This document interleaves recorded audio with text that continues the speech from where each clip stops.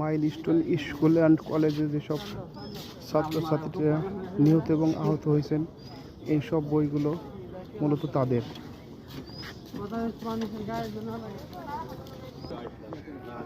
21শে জুলাই 1:15 বিমান বিধ্বস্ত হওয়ার পরও এখন এখানে অনেক দর্শনার্থী বা অভিভাবকরা প্রতিদিনই এখানে এসে দেখেন বা দাঁড়িয়ে থাকেন।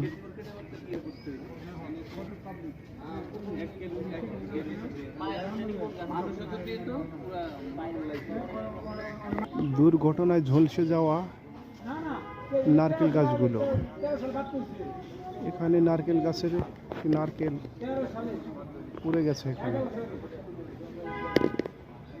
এখানে বিমান বাহিনীর প্রধানরা, বিভিন্ন সদস্যরা পরিদর্শন আসছেন।